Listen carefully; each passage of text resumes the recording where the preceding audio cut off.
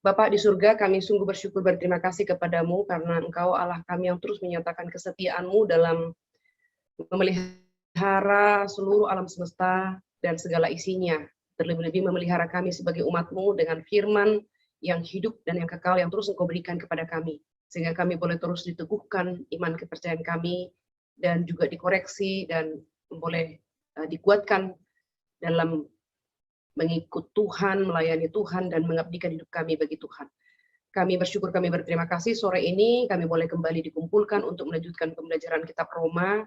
Sekali lagi kami mohon belas kasihan Tuhan, kiranya Roh Kudus yang menerangi pikiran kami, baik menyampaikan materi maupun yang mengikuti pemaparan ini. Dan kiranya Kristus ditinggikan, dipermuliakan di dalam seluruh pembahasan kami pada sore hari ini. Dengarlah doa kami dalam nama Tuhan kami Yesus Kristus, Tuhan dan Juru Selamat kami yang hidup, kami berdoa dan bersyukur. Amin. Kita akan membahas Roma pasal 6 ayat 15 sampai pasal 7 dari kitab Roma ini. Kita membaca bersama Roma pasal 6 ayat 15 sampai pasal 7 ayat yang ke-6. Demikian bunyi firman Tuhan, dua macam perhambaan. Jadi bagaimana? Apakah kita akan berbuat dosa kalau kita tidak berada di bawah hukum Taurat, tetapi di bawah kasih karunia? Sekali-kali tidak. Apakah kamu tidak tahu bahwa apabila kamu menyerahkan dirimu kepada seseorang sebagai hamba untuk menaatinya, kamu adalah hamba orang itu yang harus kamu taati, baik dalam dosa yang memimpin kamu kepada kematian, maupun dalam ketaatan yang memimpin kamu kepada kebenaran. Tetapi syukurlah kepada Allah. Dahulu memang kamu hamba dosa, tetapi sekarang kamu dengan segenap hati telah menaati pengajaran yang telah diteruskan kepadamu. Kamu telah dimerdekakan dari dosa dan menjadi hamba kebenaran. Aku mengatakan hal ini secara manusia karena kelemahan kamu. Sebab sama seperti kamu telah menyerahkan anggota-anggota tubuhmu menjadi hamba kecemaran dan kedurjanaan yang membawa kamu kepada kedurhakaan, demikian hal kamu sekarang harus menyerahkan anggota-anggota tubuhmu menjadi hamba kebenaran yang membawa kamu kepada pengudusan. Sebab waktu kamu hamba dosa, kamu bebas dari kebenaran. Dan buah apakah yang kamu petik daripadanya? Semuanya itu menyebabkan kamu merasa malu sekarang. Karena sesudah semuanya itu ialah kematian. Tetapi sekarang setelah kamu dimerdekakan dari dosa dan setelah kamu menjadi hamba Allah, kamu beroleh buah yang membawa kamu kepada pengudusan, dan sebagai kesudahannya ialah hidup yang kekal. Sebab upah dosa ialah maut, tetapi karunia Allah ialah hidup yang kekal dalam Kristus Yesus Tuhan kita. Arti hukum Taurat.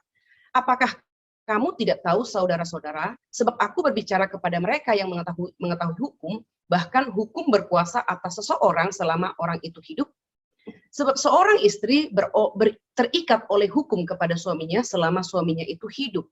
Akan tetapi, apabila suaminya itu mati, bebaslah ia dari hukum yang mengikatnya kepada suaminya itu. Jadi selama suaminya hidup, ia dianggap zina kalau ia menjadi istri laki-laki lain. Tetapi jika suaminya telah mati, ia bebas dari hukum, sehingga ia bukanlah berzina kalau ia menjadi istri laki-laki lain.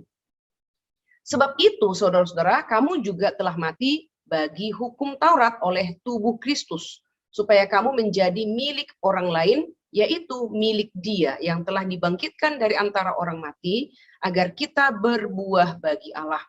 Sebab waktu kita masih hidup di dalam daging, hawa nafsu dosa yang dirangsang oleh hukum Taurat bekerja dalam anggota-anggota tubuh kita agar kita berbuah bagi maut.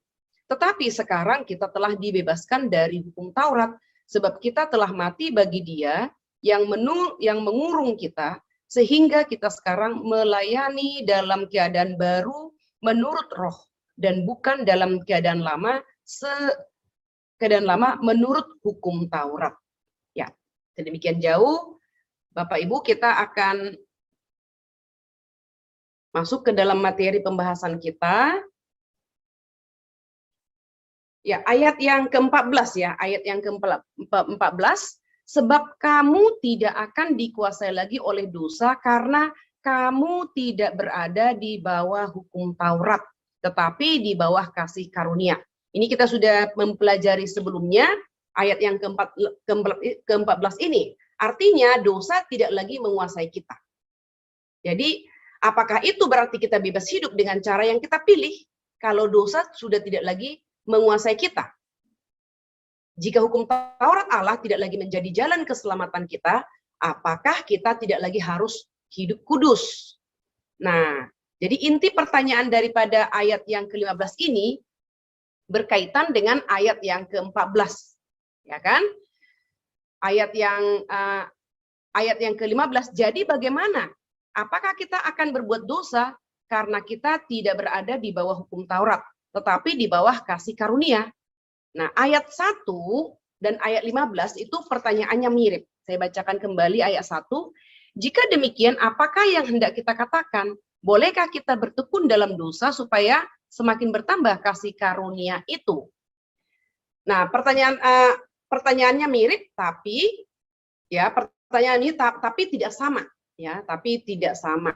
Oke, di dalam ayat 1 Paulus bertanya secara umum, jika kita diselamatkan oleh kasih karunia semata, apakah kita akan terus berbuat dosa? Itu pertanyaan secara umum. Ya kan? Lalu di dalam ayat 1 sampai 14 ini Paulus menjelaskan bahwa Injil memberikan kita dorongan baru dan berbeda untuk hidup kudus dibanding ketika kita hidup di bawah hukum Taurat sebagai sistem mendapatkan keselamatan. Jadi dari ayat 1 itu pertanyaan secara umum, jika demikian apakah yang hendak kita katakan? Bolehkah kita bertekun dalam dosa supaya semakin bertambah kasih karunia itu? Ayat 2 sampai 14 Paulus menjelaskan bahwa Injil memberi kita dorongan baru untuk berbeda, ya, hidup kudus banding ketika kita hidup di bawah hukum Taurat. Nah, jadi ayat 14 dikatakan kamu tidak berada di bawah hukum Taurat, tetapi di bawah kasih karunia. Saat kita memikirkan tujuan kematian Kristus di atas kayu salib, dan memikirkannya dengan penuh syukur, kita sudah mempelajari 7 perkataan salib, ya, kita sudah menemukan kematian Kristus di atas kayu salib adalah kematian yang menggenapkan rencana keselamatan yang direncanakan oleh Allah Bapa di dalam kekekalan bagi umat pilihan. Maka kita menemukan dorongan baru untuk hidup kudus.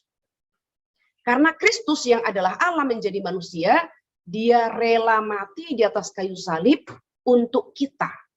Dia rela mati. Ketika kita masih berdosa, dia rela mati untuk kita. Nah, kerelaan Kristus mati di atas kayu salib mengakibatkan kesengsaraan bagi Kristus.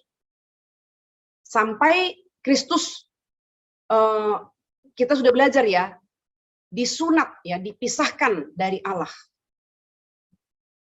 Karena dia mengenakan dosa kita, jubah dosa kita. Itu adalah satu penderitaan yang tidak bisa kita pikirkan sebagai manusia berdosa. Nah, kita melakukannya bukan dengan rasa takut untuk hidup kudus ini, ya, bukan dengan rasa takut, dengan keyakinan pada diri sendiri, tetapi dengan rasa syukur dan kasih kepada Tuhan. Nah, ini dia. Jadi, ketika kita mengerti tujuan Kristus mati di atas kayu salib, baru. Ketika kita menemukan dorongan baru untuk hidup kudus, kita melakukannya bukan dengan rasa takut dan keyakinan pada diri, tetapi dengan rasa syukur dan kasih kita kepada Tuhan yang telah memilih kita, yang telah menggenapkan janji keselamatan itu 2000 tahun yang lalu. Allah tahu bahwa kita sebagai manusia berdosa tidak dapat menyelesaikan masalah dosa kita. Maka Allah telah mengutus anaknya yang tunggal, Tuhan Yesus Kristus, yang dijanjikannya melalui proto Injil, Kejadian 3:15. Allah yang berjanji, Allah yang menggenapkannya dengan cara Allah. Maka mari kita mengejar kehidupan kesucian hidup, ya, kekudusan hidup. Karena untuk itulah kita dipilih supaya kita menjadi umat Tuhan yang tidak bercacat dan cemerlang di hadapan Tuhan. Tentu selama kita hidup ini, kita tidak akan pernah hidup dengan sempurna. Kita masih terus berjuang dan berperang ya, peperangan melawan dosa, berjuang mematikannya. Tetapi kita ada jaminan, yaitu kematian kebangkitan Kristus. Kuasanya itu telah diberikan kepada kita untuk menang. Dan kita harus menang. Karena sudah ada garansi, sudah ada jaminan.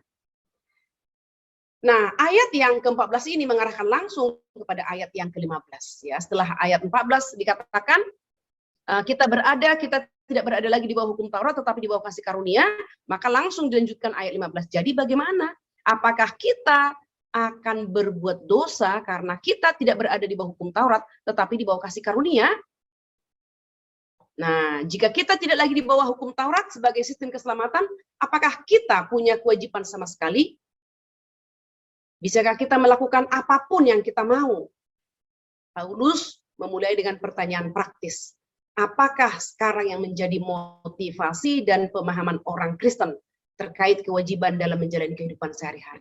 Ini bisa kita renungkan, Bapak Ibu. Kita tarik kepada kehidupan kita.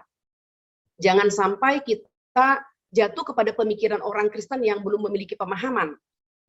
Sering sekali kalau kita mengabarkan Injil secara pribadi, orang yang kita injili, mereka seperti langsung masuk pada pemikiran, oh jadi kalau saya menerima Yesus sebagai Tuhan dan Juru Selamat pribadi, saya diselamatkan dan keselamatan tidak bisa hilang. Dan kalau begitu, saya bisa bebas melakukan kejahatan. Kenapa? Karena keselamatan tidak bisa hilang. Nah, ini adalah pemikiran yang, saya pikir pemikiran yang jahat, dan seharusnya ketika kita sudah menerima keselamatan, pemikiran berikutnya adalah, saya harus bersyukur, dan sebagai ucapan syukur saya akan hidup dengan benar. Bukan sebaliknya ya. Kalau keselamatan tidak bisa hilang, maka saya bebas melakukan kejahatan karena keselamatan tidak bisa hilang. Sudah kita dapatkan satu kali untuk selamanya. Nah, sekarang kita akan melihat budak terhadap sesuatu. Ayat yang ke-15 Paulus memberikan jawabannya, ya sekali-kali tidak. Ya, kita tidak boleh melakukan dosa ya, berbuat dosa karena kita berada di bawah tidak berada lagi di bawah hukum Taurat, tetapi di bawah kasih karunia. Mengapa? Karena diselamatkan tidak berarti kita bebas tidak punya tuan, ya kan? Jadi waktu kita belum diselamatkan, tuan kita adalah iblis. Ya, kita melayani semua keinginan dosa begitu. Tapi setelah kita diselamatkan, tidak berarti kita tidak memiliki tuan. Setelah kita diselamatkan, kita memiliki Tuhan yang baru. Nah, justru inilah yang harus kita pahami, Tuhan yang baru inilah yang kemudian kepadanya lah kita mengabdikan hidup kita. Kematian Kristus dan setiap orang percaya kepada Kristus yang mati di atas kayu salib, itu mengubah kepemilikan, ya, atau menjadi berubah Tuhan yang kita layani. Maka Kristus sebagai Tuhan yang Allah sebagai Tuhan yang mengirimkan Kristus mati di atas kayu salib bagi kita. Harusnya kita mengerti akan hal ini. Sekarang Tuhan yang kita layani adalah Allah yang hidup, yang memilih kita, yang membeli kita, yang membayar hutang kita dengan lunas, tuntas, dan juga menjanjikan kehidupan yang kekal. Sebelum dalam kehidupan yang kekal nanti, sekarang pun sudah menjanjikan penyertaan, perlindungan, bimbingan melalui kehadiran Roh Kudus. Nah, kita menjadi budak dosa atau hamba Allah. Kita tidak bisa di luar keduanya. Juga tidak bisa di dalam keduanya. Tidak boleh sekaligus budak dosa dan hamba Allah. Ketika kita belum dilahirbarukan, kita budak dosa. Setelah kita dilahirbarukan, kita menjadi hamba Allah. Hanya ada dua Tuhan, manusia melayani salah satunya, tidak boleh melayani dua-duanya. Yesus sendiri mengatakan dalam perjanjian baru, kita tidak boleh melayani Allah sekaligus melayani Mamon. Kita pasti akan melayani salah satu. Kalau kita melayani Allah, berarti kita tidak melayani Mamon. Kalau kita melayani Mamon, maka kita tidak melayani Allah. Nah, di dalam ayat yang ke-15 bicara tentang budak dosa atau budak ketaatan. Ayat 17 sampai 18 bicara tentang budak dosa atau hamba kebenaran. Ayat 20 sampai ayat 22 bicara tentang budak dosa atau hamba Allah. Jadi ataunya ini adalah choice, pilihan, tidak boleh keduanya. Budak dosa atau hamba ketaatan, budak dosa atau hamba kebenaran, budak dosa atau hamba Allah. Dan ketika kita sudah menjadi hamba ketaatan, hamba kebenaran, hamba Allah, maka kita harus berjuang di sana. Melayani Tuhan kita dengan segenap hati kita, pengabdian kita. Tidak lagi seperti menginjak dua kapal. Kaki kita ada di dua kapal. Kita tidak bisa melayani dosa sekaligus melayani Allah.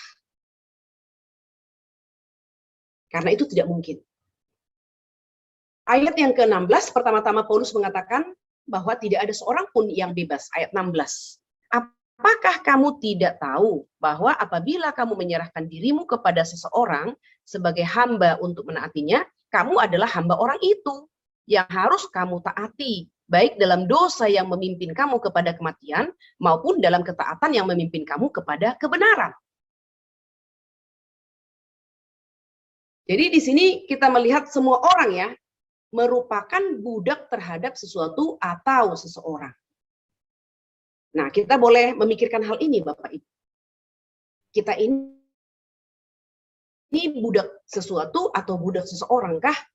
Dan semua orang memberi diri kepada seseorang ya, dan hidup bagi sesuatu dan melayani tujuan tertentu menjadi dasar tertentu dan sesuatu menjadi Tuhan dan kita menjadi hambanya. Jadi sesuatu itu atau seorang itu menjadi Tuhan kita menjadi hambanya. Saya pikir ini perlu kita pikirkan dalam kehidupan kita sehari-hari. Dalam aktivitas kita, jangan sampai pekerjaan kita menjadi Tuhan kita misalnya. Atau dalam keluarga, anak-anak kita menjadi Tuhan kita. Kita hanya melayani anak-anak. Tentu kita harus memelihara anak-anak, kita harus memprovide kebutuhan mereka, tapi jangan sampai kita hidup untuk menjadi hamba bagi anak-anak kita. Sering sekali kita menemukan adanya orang tua yang takut ya, takut terhadap anaknya. Seolah-olah anak itu seperti satu benda yang tidak bisa disentuh. Bahkan orang tuanya pun tidak bisa menyentuhnya. Nah, ini kita harus benar-benar introspeksi diri terhadap aktivitas kita, terhadap pasangan kita bisa jadi juga, terhadap anak-anak kita, atau sesuatu barang misalnya yang kita miliki. Jangan sampai kita ada kecenderungan yang salah terhadap seseorang atau terhadap sesuatu. Rebecca Manley Pippert ya mengatakan begini, sehubungan dengan budak terhadap sesuatu. Apapun yang mengendalikan kita adalah Tuhan kita. Orang yang mencari kekuasaan dikendalikan oleh kekuasaan. Orang yang mencari penerimaan dikendalikan oleh penerimaan. Kita tidak mengendalikan diri sendiri. Kita dikendalikan oleh Tuhan dari kehidupan kita. Itu sebabnya dalam buku Katekismus pertanyaan pertama ya, apakah tujuan hidup manusia?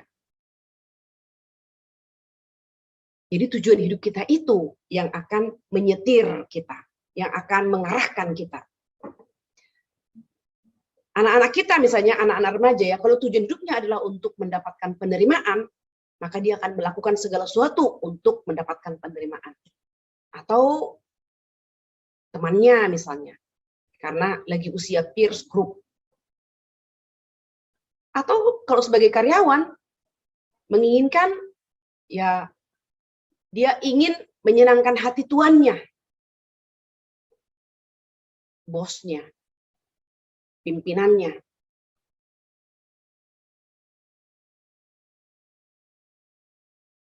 Ada orang tertentu yang saya pikir kita juga harus melakukan introspeksi diri ya, dalam apakah institusi atau ya institusi lah ya, apakah pemerintahan atau swasta.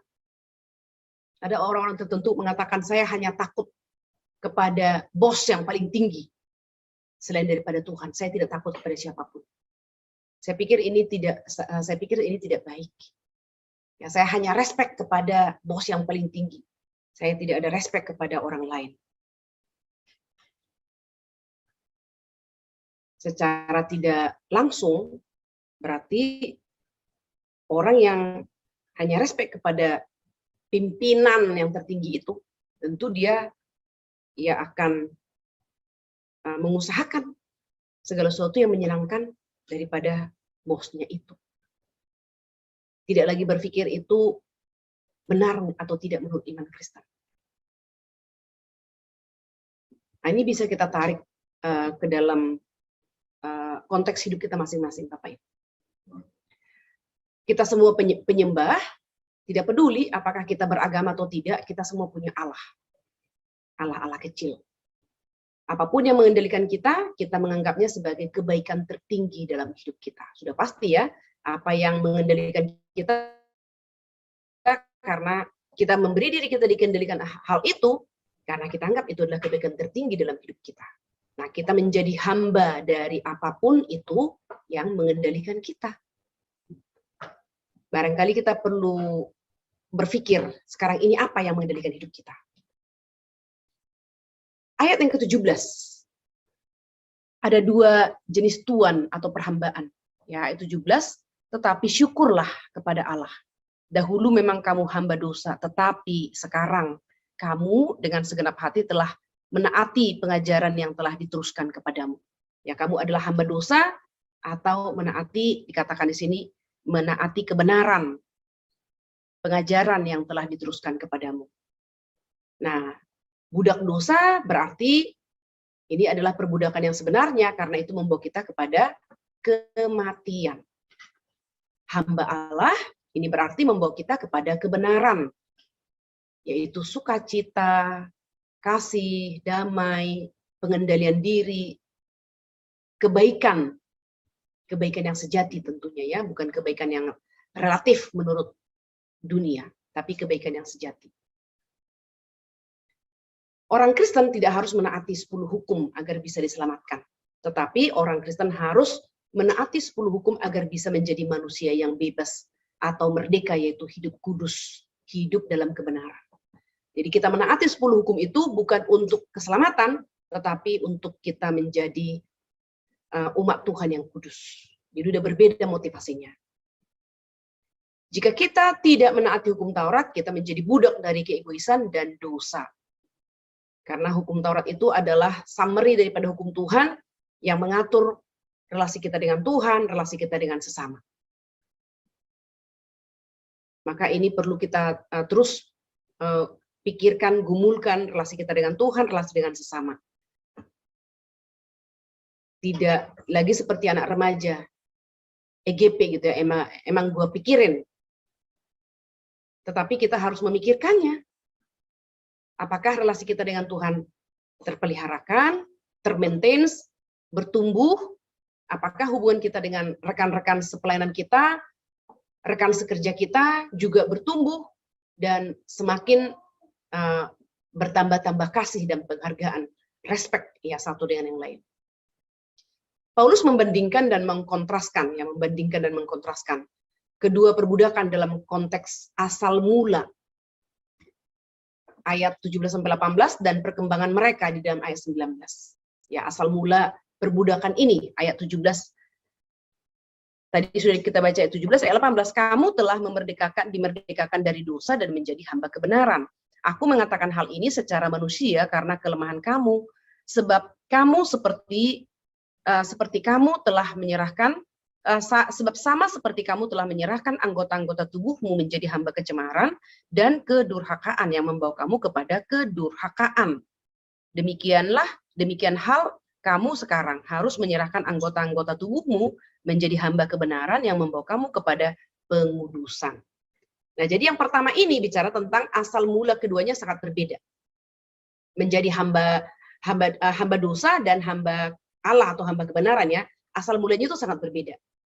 ayat 17 dikatakan di sana, keterangan waktu dari kata kerja yang menerjemahkan dahulu, ayat 17 ya, tetapi syukurlah kepada Allah, dahulu memang kamu hamba dosa. Jadi menerjemahkan kata dahulu adalah imperfect ya, yang menunjukkan kepada kita bahwa budak dosa adalah sifat kita dahulu, natur kan. Kita sudah menerima natur dosa ini sebagai original sin, sebagai warisan yang diturunkan, yang otomatis kita terima. Mau tidak mau, itu sudah langsung melekat pada diri kita sebagai original sin. Dosa asal yang kita terima turun-temurun dari Adam dan nenek moyang kita dan orang tua kita. Nah, perbudakan dosa oleh dosa dimulai secara otomatis, ya kan? Dengan adanya original sin. Kita dari bayi sudah dikandung dalam dosa, lahir langsung menjadi manusia dengan natur berdosa. Anak-anak kecil, anak-anak kita itu harus segera langsung dikoreksi. Ya, perilaku mereka yang menyimpang perlu ditertibkan. Kenapa? Karena original sin, ada bibit dosa dalam diri mereka. Dan dosa itu berkembang jika ada kesempatan.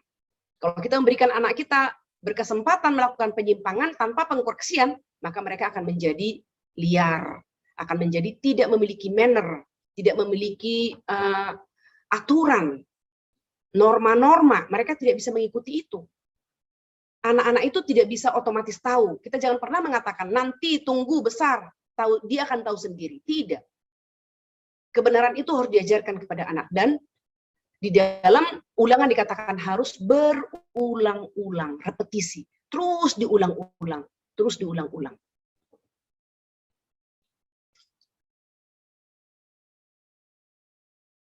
Kami sudah PTM ya. Dalam PTM ini ada kesulitan-kesulitan yang kami temukan dalam diri anak-anak. Dan saya sangat mengerti akan hal ini 2,5 tahun, hampir 3 tahun PJJ. Walaupun kita melakukan pendidikan dengan Zoom, tapi kita tidak tahu apa yang terjadi di rumah. Maka ketika PTM, tatap muka secara fisik di sekolah, baru kita ketemu. Anak-anak itu begitu mudahnya terdistrak. Begitu lemahnya kemampuan untuk menghafal, menganalisa segala sesuatu. Anak-anak kita ini, anak-anak kita ya, dalam 2,5 tahun ini, kehilangan banyak hal. Kehilangan kemampuan konsentrasi, kehilangan kemampuan menganalisa, kehilangan kemampuan untuk menghafal, kehilangan kemampuan untuk tunduk kepada otoritas. Ada banyak lagi kehilangan yang lain. Maka dalam rapat guru kemarin, guru SD, saya mengatakan tahun ajaran baru. Semua guru wajib harus menurunkan materi. Kita tidak boleh mengajarkan materi sesuai dengan ideal kita sebelum materi ideal ya, sebelum pandemi terjadi. Karena saya juga sebagai kepala sekolah mengajar juga. Sehingga saya menemukan anak-anak di dalam kelas itu. Sudah kelas 4, tapi seperti anak kelas 1. Masih perlu dibimbing, perlu diajari kapan harus menulis, kapan harus mendengar, bagaimana dia harus menghafalkannya, benar-benar harus dibimbing. Ada anak yang perform baik, ya ada banyak faktor ya, bisa jadi dalam diri anak itu sudah ada kesadaran dan dia tidak kehilangan apapun waktu PJJ. Tapi ada banyak anak yang masih membutuhkan pendampingan, tetapi karena 1 dan 2 hal tidak mendapatkan pendampingan di rumah. Maka ketika mereka kembali ke sekolah, mereka menjadi gugup. Guru juga gugup, kembali lagi mengajar secara manual, murid juga gugup. Karena kurang pengetahuan yang memadai untuk duduk, katakanlah di kelas 4. Anak kelas 4 gugup duduk di kelas 4 karena pengetahuannya tidak memadai sebagai anak kelas 4. Demikian juga terus ya, mulai dari kelas 1, 2, sampai kelas 6. Semua gugup. Dan ini kita bicara tentang Bagaimana anak-anak ketika mereka bertumbuh tanpa kesadaran akan tanggung jawab, keliaran dalam tanda kutip tidak bisa diatur. Kalau ini tidak segera dikoreksi, ini akan menjadi liar. Ya, jadi kita perlu banyak berdoa Bapak Ibu untuk anak-anak kita ya, untuk anak-anak Kristen dalam 2 tahun setengah ini. Mungkin nanti 10, 20, 3 tahun mendatang mereka akan menjadi pemimpin. Kita berdoa supaya mereka tidak membawa dampak kehilangan yang banyak hal dalam 2 tahun setengah ini di dalam kepemimpinan di masa mendatang. Supaya pendidikan bisa segera mengkoreksi. Ya, bersyukur ya karena dengan kurikulum Merdeka kami di sekolah tidak lagi dituntut ya harus materi oriented. Tetapi sudah menggunakan fase A kelas 1 2, fase B kelas 3 4, C 5 6. Jadi pencapaian, jadi capaian. Kalau di kelas 1 tidak tercapai, maka di kelas 2 dituntaskan. Di kelas 3 tidak tercapai, di kelas 4 dituntaskan. Di kelas 5 tidak tercapai, di kelas 6 tidak tercapai, di kelas 5 tidak tercapai, di kelas 6 dituntaskan. Kita sungguh-sungguh bersyukur dengan Kementerian Pendidikan ya yang memikirkan segera implementasi kurikulum Merdeka ini di sekolah-sekolah. Karena memang sangat urgent untuk diimplementasikan. Sehingga anak-anak yang kehilangan banyak hal dalam 2 tahun setengah ini, mereka dapat dibimbing kembali dengan materi yang disederhanakan. Materi pelajaran yang disederhanakan. Menjadi hamba Allah dimulai sejak kita bertobat, ayat yang ke-17. Tetapi syukurlah kepada Allah. Dahulu kamu memang hamba dosa, tetapi sekarang kamu dengan segenap hati telah menaati pengajaran yang telah diteruskan kepadamu. Jadi asal mula kita menjadi hamba Allah adalah sejak kita bertobat, terima Yesus sebagai Tuhan dan Juru Selamat pribadi. Ini kapan bisa terjadi? Sejak anak-anak. Maka penting sekali Bapak Ibu, kita terus membimbing anak-anak kita, pembiasaan ya. Sekarang ini saya tinggal dengan 2 ponakan saya, dan saya harus membangun pembiasaan bagi mereka. Bangun pagi, membaca firman setiap hari, ikut PA, dan apa yang saya lakukan? Saya harus duduk bersama dengan mereka, membangun pembiasaan. Saya tidak memberikan beban kepada mereka yang tidak saya kerjakan bersama dengan mereka. Olahraga bersama-sama, jadi pembiasaan. Harapannya adalah suatu kali mereka tidak lagi bersama dengan saya, mereka sudah memiliki pemahaman yang benar dan juga melanjutkan pembiasaan yang sudah ditanam. Demikian juga Bapak Ibu, anak-anak kita di rumah, kita membangun pembiasaan membaca firman setiap hari. Dari SD, SMP, SMA. Kuliah mungkin mereka akan pindah kota. Pembiasaan dari rumah itu tidak mungkin hilang. Tidak mungkin menguap. Kalaupun terjeda beberapa waktu karena kesibukan atau karena 1 dan 2 hal, setelah mereka keluar dari rumah, pasti ada sesuatu yang menggelitik di hati mereka. Ada something lack, ada sesuatu yang hilang. Setelah keluar dari rumah, apa yang hilang? Dan kalau mereka menganalisis ya, apa yang hilang, mereka akan menemukan kebiasaan membaca firman, kebiasaan berdoa bersama, kebiasaan duduk bersama mengikuti ibadah, dan seterusnya. Jadi itu harus dibangun habitus itu Bapak Ibu. Dan itu adalah tanggung jawab kita sebagai orang tua. Tanggung jawab kita sebagai orang tua. Kalau pada akhirnya anak itu sudah dewasa, lalu mereka menyimpang, atau bahkan ada yang murtad meninggalkan imannya, dia yang bertanggung jawab di depan Tuhan. Kita sebagai orang tua sudah menjalankan tugas tanggung jawab kita. Sampai mereka, katakanlah sampai usia 17-18 tahun. Setelah mereka lebih besar, mereka yang bertanggung jawab atas keputusan-keputusan mereka. Berikut 4 unsur yang bertemu ya untuk membawa kita kepada kondisi yang baru ya, yang sebagai hamba Allah ya, kondisi yang baru ini. Ya, 4 unsur. Yang pertama adalah pengajaran, berarti pertobatan atau konversi dimulai dengan sekumpulan kebenaran, pesan tertentu dengan isi tertentu yang harus diterima. Injil selalu seperti ini.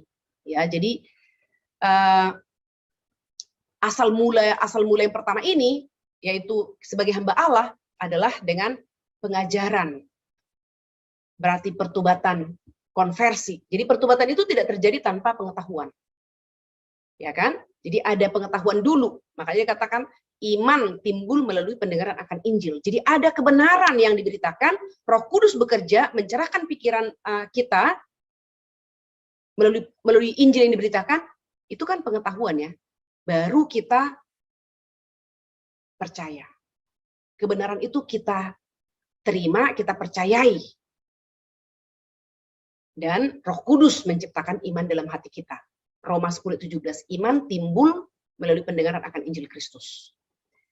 Yang kedua, segenap hati, berarti kebenaran ini menyadarkan dan memengaruhi hati. Ya, kebenaran yang sudah kita terima tadi, yang pertama tadi ya, yang di sini pengajaran. Jadi pengajaran ini masuk kepada yang kedua, menyadarkan dan memengaruhi hati kita. Sebelum Injil menyentuh hati, bisa saja kekristenan yang ada hanya intelektual atau superficial di permukaan. Hanya sebagai Kristen KTP. Tetapi pemahaman Injil yang sejati akan mengubah dasar seseorang mengenal diri dengan tepat. Jadi Injil itu berbicara tentang mengubah manusia secara radikal, mengubah dari akar. Bukan mengubah di dalam pembiasaan yang bersifat superficial, permukaan. Tetapi itu mengubah dari akar, yaitu dari hati. Mengubah hati yang keras diubah menjadi hati yang lembut. Hati batu diubah menjadi hati daging. Jadi dengan segenap hati. Kebenaran itu menyadarkan, memengaruhi hati. Itu sebabnya ketika kita percaya kepada Yesus sebagai Tuhan dan Juru Selamat pribadi kita, kita diberikan hati yang baru. Dengan hati yang baru itu kita beribadah kepada Tuhan. Menyembah Allah dengan hati yang baru. Dan dengan hati yang baru ini, tentu akan memengaruhi segala sesuatu. Memengaruhi relasi kita dengan Allah tentunya yang pertama, memengaruhi relasi kita dengan pasangan kita, dengan saudara-saudara kita, dengan kolega kita, dengan bawahan kita. Di masterclass pada hari Sabtu, Pak Tong menyinggung bagaimana seharusnya orang Kristen memperlakukan bawahan. Yang paling dekat, orang di bawah kita atau ya orang-orang kecil, orang sederhana di sekeliling kita adalah pembantu kita, supir kita. Pak Tong mengatakan, ketika kita makan, keluar dari rumah lalu kita makan. Kita makan dengan supir atau kita makan sendiri, supir tidak makan dengan kita. Nah, itu adalah satu hal yang perlu kita pikirkan, Bapak Ibu. Saya kalau pergi dengan supir, ya saya banyak belajar dari Pak Tong ya, bagaimana memperlakukan orang lain. Sehingga ya orang-orang kecil itu kalau kita perlakukan dengan manusiawi, mereka pun akan menunjukkan respect juga sih terhadap kita. Dengan sangat rela hati, ya memberikan pertolongan kepada kita ketika kita minta ditolong, diantar kemana, misalnya supir ya, minta diantar kemanapun, mereka akan dengan rela hati begitu, tidak berat hati. Kalau mereka melihat kita memanusiakan mereka, kita memperlakukan mereka dengan seharusnya begitu. Yang ketiga, menaati. Berarti saat kebenaran Injil menembus hati, perubahan hidup yang nyata akan terlihat. Ya, jadi ada percaya dan taat. Di dalam pasal 1 ayat 5 sampai pasal 6 ya menjawab pertanyaan atau keberatan yang ada di ayat 1 pasal 1 ayat yang kelima. Saya bacakan. Pasal 1 ayat yang kelima, dengan perantaraannya kami menerima kasih karunia dan jabatan rasul untuk menuntun kepada bangsa supaya mereka percaya dan taat kepada namanya. Percaya dan taat. Jadi setelah kebenaran itu menembusi hati kita, ada perubahan. Percaya dan taat. Percaya dan taat ini ya akan membuat kita juga haus dan lapar. Ya, kalau kita sudah mempercayai sesuatu, maka kita akan mengejarnya. Benar ya? Jadi demikian juga kalau kita sudah percaya kepada Tuhan Yesus, tentu kita akan memiliki perasaan haus dan lapar akan kebenaran firman Tuhan. Dan ini juga yang harus kita tanamkan kepada anak-anak kita, menginjili mereka, dan melakukan pembiasaan, karena masih anak, ya pembiasaan dan harapan kita adalah suatu kali ketika kita sudah tidak ada, anak itu sudah memiliki kebutuhan, ya perasaan haus dan lapar akan kebenaran firman. maka itu akan menjadi habitusnya, menjadi pembiasaan seumur hidupnya. Bahkan hal yang sama dia akan teruskan kalau dia ada kesempatan menikah dan punya anak kepada ya keluarganya. Yang keempat adalah syukur kepada Allah. Berarti seluruh proses ini bisa ada karena kasih karunia Allah. Jadi perubahan menjadi hamba yang pertama tadi ya, menjadi hamba Allah sejak dari kita percaya menerima Yesus melalui pengajaran akan kebenaran yang menusuk hati kita, mengubah hati kita, dan kemudian kita masuk kepada rasa syukur kepada Allah. Jadi secara singkatnya, perbudakan terhadap dosa dimulai sejak lahir, karena kita sifatnya adalah original sin, ya, dosa warisan, sedangkan menjadi hamba Allah dimulai sejak lahir baru. Oleh karena itu Bapak Ibu, mari kita berdoa agar ada kesempatan di tengah-tengah kesibukan kita, pekerjaan kita, pelayanan kita masing-masing, tentu masing-masing dengan konteksnya, agar kita ada kesempatan dan Tuhan memberi kita kesempatan dipertemukan dengan orang, kita bisa mengabarkan Injil Tuhan. Mari kita pikirkan orang-orang sekeliling kita. Kita injili mereka, karena menjadi hamba Allah itu hanya dimulai sejak orang itu dilahirbarukan. Kalau dia belum dilahirbarukan, dia masih ada di dalam perbudakan dosa. Nah yang kedua, perkembangan dari budak dosa menjadi hamba Allah sangat mirip. Ayat yang ke-19. Aku mengatakan hal ini secara manusia karena kelemahan kamu, sebab sama seperti kamu telah menyerahkan anggota-anggota tubuhmu menjadi hamba kecemaran dan kedurhakaan yang membawa kamu kepada kedurhakaan, demikian hal kamu sekarang harus menyerahkan anggota-anggota tubuhmu menjadi hamba kebenaran yang membawa kamu kepada pengudusan. Jadi perkembangan dari budak dosa menjadi hamba Allah itu sangat mirip. Ya, setiap jenis perbudakan berlanjut dan berkembang. Tidak ada yang diam saja. Di dalam ayat yang 19 dikatakan, kamu menyerahkan anggota-anggota tubuhmu menjadi hamba kecemaran dan kedurhakaan yang membawa kamu kepada kedurhakaan. Jadi menyerahkan tidak sampai ke situ, sampai kepada finish, membawa kamu, menghantar kamu sampai kepada kedurhakaan. Perbudakan dosa menghasilkan kemerosotan karena imperatif dari tuan dalam hidup kita. Ya, memerintah ya. Hal-hal yang kita layani akan berusaha mewujudkan kehendak mereka dalam dunia ini melalui tubuh kita. Omongan kita, tindakan kita, pikiran kita, itu akan mereka akan mewujudkannya. Maka kita harus berhati-hati dalam berkata-kata, berhati-hati dalam bertindak, berhati-hati dalam berpikir. Ada banyak hal yang perlu kita gumulkan ketika kita mendengar firman, langsung berkomitmen. Minggu lalu anak-anak kelas 6 ada retreat ya, retreat pembekalan, perpisahan sekaligus pembekalan untuk mereka lulus dari SD, mempersiapkan diri masuk ke SMP. Saya menantang mereka bahwa dalam retreat itu ada 4 sesi firman Tuhan yang begitu limpah bicara tentang dosa, dipersatukan dengan Kristus, dan berbuah bagi Kristus. Saya mengatakan kepada mereka, kamu hari ini harus membuat banyak keputusan. Dan bersyukur ya ketika terakhir dalam retreat itu tantangan. Terima Yesus sebagai Tuhan dan Juru Selamat pribadi, mereka berespon.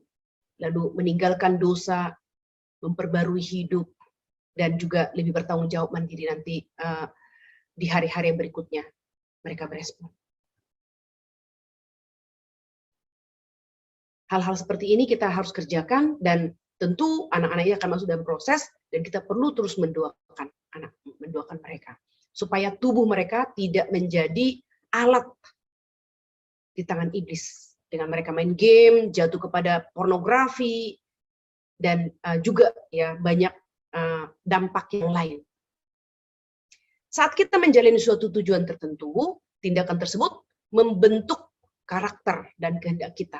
Sehingga ketika dilakukan lagi akan menjadi lebih mudah. Ya, jadi saat kita menjalani suatu tujuan tertentu, maka perlu kita tetapkan tujuan hidup kita adalah to glorify God and to enjoy Him forever and ever. itu kita tentukan dulu. Dan tidak ada umur yang terlambat untuk menentukan tujuan hidup saya adalah untuk mempermuliakan Allah dan menikmati Allah selama-lamanya. Maka dalam setiap aktivitas kita, pelayanan kita, pekerjaan kita, kita kembali lagi kepada tujuan kita. Untuk apa saya lakukan ini? Apakah saya menikmati Allah di dalamnya? Maka itu akan menjadi pengkoreksian kita terus-menerus, dan kita akan dibawa kepada kemurnian tentunya, motivasi yang benar, kemurnian hati, dan itu akan menghasilkan sukacita. Maka menyerahkan anggota-anggota tubuh kepada dosa menghasilkan kecemaran, dan membawa kepada siklus dosa yang semakin besar, yaitu kedurhakaan. Jadi itu akan ya membentuk karakter dan kehendak kita ya, sehingga lakukan lagi menjadi lebih mudah begitu ya. Jadi yang pertama lakukan gemetar, kedua gemetarnya kurang, ketiga sudah lebih mudah dilakukan dan tidak lagi perasaan yang mengganggu atau rasa takut. C.S. Lewis menjelaskan bagaimana perbudakan dosa berkembang dalam kehidupan kita sekarang dan bagaimana dampaknya melampaui kehidupan kita sekarang. Saya akan membacakan kepada kita apa yang dikatakan C.S. Lewis ya di sini. Di dalam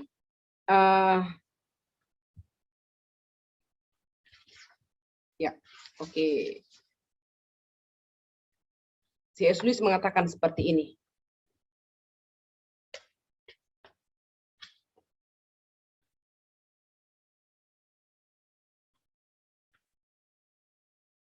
Bentar ya.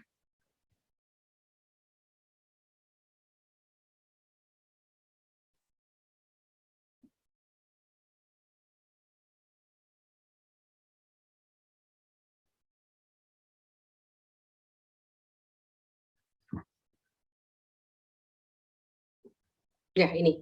Kekristenan, C.S. Lewis mengatakan kekristenan menegaskan bahwa setiap individu manusia akan hidup selamanya.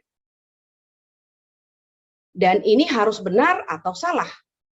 Ada banyak hal yang tidak perlu diperhatikan jika kita hanya akan hidup 70 tahun. Tetapi harus saya perhatikan secara serius jika saya akan hidup selamanya. Sikap saya yang emosian atau iri hati mungkin bertambah buruk secara perlahan. Dan jika bertambah selama 70 tahun tidak akan terasa. Tetapi bisa menjadi neraka jika selama jutaan tahun. Bahkan jika kekristenan benar, neraka merupakan istilah teknis yang tepat bagi pertambahan tersebut. Nah, ini C.S. Lewis menjelaskan ya, bagaimana perbudakan dosa berkembang dalam kehidupan kita sekarang dan bagaimana dampaknya melampaui kehidupan sekarang. Di ayat yang ke-19, dikatakan menjadi hamba Allah juga seperti itu. Kebenaran membawa kita kepada pengudusan. Jadi dikatakan tadi kan mirip ya, mirip perkembangan di dalam dosa, dari hamba dosa menjadi hamba Allah, itu mirip. Jadi ayat 19 ini dikatakan seperti kamu menyerahkan anggota tubuhmu kepada hamba dosa, demikian juga sekarang kamu menyerahkan tubuhmu menjadi hamba kebenaran ya. Jadi kebenaran itu membawa kepada pengudusan, dosa itu membawa kepada kedurhakaan. Ketika kita bertindak sesuai dengan kebenaran, karakter dan keinginan kita akan dibentuk ke dalam kekudusan dan kebenaran. Dan itu akan menjadi kebiasaan kita. Ya, kita akan selalu berpikir untuk berkata benar. Nah, ayat-ayat ini juga mengajarkan bagaimana kita menjalani, mempertahankan, dan menikmati kebebasan kita dari dosa. Ayat yang ke-13 ya, dikatakan anggota-anggota tubuhmu di dalam ayat 13 ya. Dan janganlah kamu menyerahkan anggota-anggota tubuhmu kepada dosa untuk dipakai sebagai senjata kelaliman. Tetapi serahkanlah dirimu kepada Allah sebagai orang-orang yang dahulu mati, tetapi yang sekarang hidup.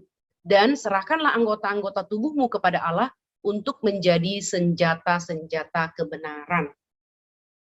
Jadi anggota-anggota tubuh yang dimaksudkan di ayat 13 ini tidak secara sempit merujuk pada tangan dan kaki kita, tetapi semua unsur yang bisa menjalankan suatu rancangan atau tujuan dalam hidup kita. Paulus mengatakan kecemaran merupakan motivasi atau tujuan. kecemaran. Nah, sekarang kita melihat menghidupi kenyataan ya, menyerahkan anggota-anggota tubuh kita adalah menjalankan tujuan itu. Maka menjadi hamba Allah adalah hasil dari usaha aktif di pihak kita untuk menjalankan apa yang kita tahu benar bagi kita. Jadi itu menyerahkan anggota-anggota tubuh. Kita menjalankan. Apakah menyerahkan anggota tubuh kita untuk kecemaran atau anggota tubuh kita untuk kebenaran. Maka kita menjalankannya sesuai dengan tujuan itu, ya menjalankan tujuan itu. Menyerahkan anggota-anggota tubuh kita berarti menjalankannya sesuai dengan apa yang Alkitab katakan kepada kita tentang kenyataan. Jadi Alkitab itu sudah mengajarkan kepada kita. Kepada siapa kita serahkan anggota-anggota tubuh kita untuk menjadi instrumen, untuk menjadi alat kepada iblis, pada akhirnya akan berakhir kepada kedurhakaan. Kepada Tuhan, maka kita akan masuk kepada kesucian dan kekudusan. Nah, ayat 19 muncul setelah ayat 18 ya. Paulus memberitahu kita, kamu telah dimerdekakan dari dosa. Ayat 18 kan, kamu telah dimerdekakan dari dosa dan kamu menjadi hamba kebenaran. Baru ayat 19, aku mengatakan hal ini secara manusia karena kelemahan kamu. Sebab sama seperti kamu telah menyerahkan anggota-anggota tubuhmu menjadi hamba kecemaran dan kedurhakaan yang membawa kamu kepada kedurhakaan, demikianlah kamu sekarang harus menyerahkan anggota-anggota tubuhmu menjadi hamba kebenaran yang membawa kamu kepada pengudusan. Jadi dikatakan di sini pertobatan membawa kita ke dalam kenyataan yang baru dan memberi kuasa yang baru. Dosa tidak lagi bisa memaksa kita melakukan apapun. Ya, pertemuan sebelumnya kita sudah belajar bahwa dosa ketika kita sudah di dalam Tuhan, unity with Christ, dosa tidak lagi berkuasa atas kita, tapi kita yang mengontrol mau melakukannya atau tidak. Kita sudah diberikan kuasa. Ya, jadi dosa tidak lagi bisa memaksa kita melakukan apapun yang Dia kehendaki. Ayat yang ke-19 Paulus berkata, sekarang harus menyerahkan anggota-anggota tubuhmu menjadi hamba kebenaran. Harus menyerahkan. Paulus ingin mengatakan, jadilah dirimu yang sekarang, perilakumu dikendalikan bukan oleh perasaan atau penampilan, tetapi oleh kenyataan yang telah diberitahukan Injil kepadamu. Jangan lagi hidup berdasarkan apa kata dunia, tapi apa kata firman Tuhan. Bagaimana ini bisa terwujud? Ini artinya menjalani kehidupan sehari-hari dengan kepekaan untuk memperlakukan Allah sebagai kebaikan tertinggi atau sumum bonum, kebaikan tertinggi saya dan Tuhan saya. Jangan memperlakukan segala sesuatu yang lain sebagai kebaikan tertinggi atau sumum bonum dan Tuhan kita. Mari kita menetapkan hati hari ini. Tuhan menjadi kebaikan kita tertinggi dan Tuhan kita. Bukan sesuatu yang lain, apapun itu. Sebagai contoh, jika seorang mengatakan sesuatu yang menjelek-jelekkan saya menyerahkan diri saya sebagai hamba Allah atau hamba dosa saat itu. Sebagai hamba Allah, saya akan menyerahkan orang itu, kalau saya memang harus dijelekkan, saya harus bertobat, kan begitu kan ya? Tapi kalau memang orang itu menjelekkan saya tidak akan ambil pusing dan saya tidak akan menghabiskan energi saya untuk hal itu. Beberapa hari yang lalu ada seorang jemaat ya minta konseling dan mengatakan dalam pekerjaannya dia dibullying. Ini sudah orang dewasa Bapak Ibu. Bullying verbal. Lalu teman-temannya mengatakan serang balik dengan bullying verbal juga gitu. Tapi dia bergumul. Apakah benar serang balik? Kalau dia bullying saya dengan kalimat kata-kata verbal yang jahat, apakah benar ya saya sebagai orang Kristen harus membalasnya dengan bahasa yang jahat juga? Maka dia minta waktu untuk konseling. Ketika beliau mengatakan, saya dikatain begini, dan saya pekerjaan tidak berat, tapi mental saya sangat down karena dibully secara verbal. Teman-teman saya suruh saya serang balik, balas. Tapi saya katakan, kalau ibu membalasnya, berarti ibu sama dengan dia. Padahal ibu tidak setuju, bukan? Wah, I get the point, Bu Happy. Saya tangkap poinnya, Bu Happy. Itu benar. Dia sudah bullying saya dan saya tidak setuju. Mental saya down. Kalau saya serang balik, saya bisa saja serang balik, saya bisa saja mengatakan kata-kata yang lebih jahat lagi, itu berarti saya mau membuktikan saya sama dengan dia atau saya lebih jahat daripada dia. Thank you, Bu Happy. Itu singkat sekali Bapak Ibu konseling itu. Singkat sekali. Karena beliau langsung dapat, I get the point, saya tangkap poinnya. Saya tidak lagi bergumul. Tadinya saya bergumul ingin menyerang, tapi thank you Bu Happy. Itu poin bagi saya. Saya tidak mau menjadi sama dengan dia dan saya tidak mau lebih buruk daripada dia. Saya akan menyerahkannya kepada Tuhan. Bagaimana kita berespon terhadap situasi kondisi keliling kita? Kita harus memikirkan apa yang menjadi kehendak Tuhan. Bukan lagi kita pikirkan diri sendiri. Saya bisa membiarkan keinginan saya untuk terlibat baik sebagai tuan saya. Jadi kita harus hati-hati, jangan sampai kita sangat oversensitif ya terhadap orang lain yang memberikan teguran, kritikan, atau bahkan mungkin ada bullying. Mungkin kita perlu belajar seperti Daud ketika Simei mengutuinya, orang-orang sekitar Daud mengatakan, kami balaskah? Paulus katakan jangan. Bisa jadi Tuhan mengutus dia. Kita kadang harus berani mengatakan demikian, Bapak Ibu. Siapa tahu Tuhan mengutus orang itu untuk berkata-kata zelep ya kepada saya supaya saya sadar akan dosa saya, akan kesalahan saya misalnya. Jadi kita jangan mutlakkan diri kita benar ketika kita dibullying misalnya. Jadi saya juga menambahkan kemarin kepada ibu tersebut, saya katakan, ibu harus belajar juga. Ketika orang bullying, jangan-jangan ada unsur positif. Ada konten positif yang ibu bisa tarik, dan ibu belajar, dan ibu berubah. Dikatakan, iya Bu Happy, saya negatif sekali, dan saya menolak, dan saya tidak mau berani berpikir, apakah ada sesuatu yang positif dari bullying itu terhadap saya.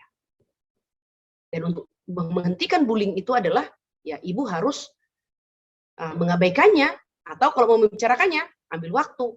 Ibu cooling down dulu, ambil waktu bicara, sampaikan bahwa itu tidak tepat, tidak baik. Kalau diterima, puji Tuhan, nggak terima, tidak jadi masalah. Tanggung jawab moral ibu sebagai saudara seiman, karena sama-sama orang Kristen ya, tanggung jawab ibu sebagai saudara seiman, tanggung jawab moral, ibu sudah laksanakan. Nah, saya bisa membiarkan hati saya berkata, ini bencana, saya terlihat jelek, saya harus menjelekkan orang ini, saya harus membalasnya. Bisa kan? Tapi kita harus mengambil komitmen, keputusan. Saya harus bagaimana? Ya, terkadang kita harus bisa membiarkan, biar saya jelek di mata manusia, yang penting indah di mata Tuhan. Kan begitu ya, tapi pastikan memang indah di hadapan Tuhan. Jadi artinya kita tidak mengutamakan dan tidak menjadi yang paling utama adalah pendapat manusia. Tapi tentu saja kita harus terus membenahi diri tentunya, yang memperhatikan hidup kita. Di saat itu jika saya menjalankan pemikiran ini, maka saya akan menggapainya dengan kepahitan, kata-kata kasar, dan hal-hal lain yang mirip dengan itu. Nah, jadi jangan kita membalas. Atau saya bisa mengingat bahwa menyenangkan Kristus adalah motivasi utama saya. Saya bisa membuat hati saya berkata, orang ini telah menunjukkan suatu kekurangan yang memang harus saya atasi. Nah, ini dia poinnya. Jadi saya mengatakan kepada ibu itu, temukan Bu sesuatu yang positif dari bullying itu. Jangan-jangan ada. Maka itu menjadi poin yang baik untuk ibu. Untungnya Allah menjadi hakim saya dan dia telah menerima saya dalam Yesus Kristus. Nah, jadi sekali lagi manusia mungkin sulit menerima kita dengan segala kelemahan, keterbatasan kita, tetapi kita bersyukur ya karena Allah adalah hakim yang sudah menerima kita di dalam Kristus. Maka penerimaan yang paling utama yang kita harapkan, yang kita mau dapatkan sebenarnya penerimaan Allah terlebih dahulu, bukan penerimaan manusia. Jika saya menjalankan pemikiran ini, saya akan bertobat di hadapan Allah dalam hati atas apa yang memang menjadi kesalahan saya dan menggapai orang itu dengan jawaban yang lembut. Mari kita membuka bersama-sama Amsal 15. Amsal 15 ayat yang pertama. Jawaban yang lemah lembut meredakan kegeraman, tetapi perkataan yang pedas membangkitkan amarah. Indah sekali Bapak Ibu kalau kita menjadi pelaku firman. Ya, jawaban yang lemah lembut meredakan kegeraman, tetapi perkataan yang pedas membangkitkan amarah. Menjadi renungan kita masing-masing secara pribadi, bisa kita diskusikan nanti atau kita renungkan dan jawab, lalu kita berkomitmen untuk mengambil untuk berubah ya, berkomitmen. Yang pertama, kita adalah budak dari sesuatu. Bagaimana mengingat hal itu, mengingat hal tersebut bisa membantu kita ketika dosa menggoda kita. Kita ada budak sesuatu. Apa itu sesuatu itu? Bisa kita temukan barangkali ya, lalu kita mari kita mengambil waktu ya masing-masing Bapak Ibu. Setelah pertemuan ini pun kita bisa memikirkan akan hal ini. Kita temukan apa yang memperbudak kita saat ini. Yang kedua, bagaimana kita menggunakan perikop ini untuk menjawab seseorang yang berkata kepada kita, saya tidak menyukai kekristenan karena membatasi kebebasan saya. Benarkah kemerdekaan dalam Kristus membatasi kebebasan kita? Nah, yang terakhir, bagaimana kita menggunakan perikop ini untuk menjawab seseorang yang berkata kepada kita, mengapa kita repot-repot menaati Allah jika Dia sudah menerima kita? Nah, jadi sekali lagi, kalimat-kalimat yang sering kita temukan ya, kalau saya sudah diselamatkan dalam Kristus, maka saya bebas berdosa. Nah, itu kan kalimat-kalimat yang umum. Kalau Allah, mengapa kita repot-repot menaati Allah jika Dia sudah menerima kita? Nah, jadi boleh kita pikirkan akan hal ini, dan juga kalimat ini juga bisa kita bawa dalam pelayanan kita untuk merubah mindset, pola pikir daripada banyak orang Kristen tentunya yang masih salah. Amin. Mari kita berdoa bersama-sama. Bapak di surga, kami sungguh bersyukur, berterima kasih pada sore hari ini dalam anugerah-Mu kami boleh membahas perikop dari Roma pasal 16 sampai kepada pasal 7 ayat yang ke-6. Terima kasih ya Tuhan, kami boleh diingatkan kembali bahwa hidup kami ini adalah hidup yang mengabdi kepada Tuhan. Kami harus menemukan Tuhan Tuhan pemilik kami dan yang kami layani. Tuhan tolonglah agar kami sungguh-sungguh memastikan bahwa Tuhan kami adalah Tuhan satu-satunya. Tidak sesuatu dan tidak seseorang. Tolong kami untuk berani mengkoreksi, merenungkan kebenaran ini, dan tolong kami untuk bertobat dan meninggalkan jikalau ada Tuhan sesuatu yang kami pertuhankan atau seseorang yang kami pertuhankan. Terima kasih Bapa, biarlah Engkau terus berbelas kasihan kepada kami dan menolong kami untuk berani mengambil komitmen seumur hidup kami jikalau Tuhan berbicara kepada kami secara pribadi. Kami akan mengakhiri pertemuan kami pada sore hari ini, akan melanjutkan aktivitas masing-masing, kiranya Tuhan berkenan menyertai kami. Dengarlah doa kami dalam nama Tuhan kami, Yesus Kristus, Tuhan dan Juru Selamat kami yang hidup. Kami berdoa dan bersyukur. Amin.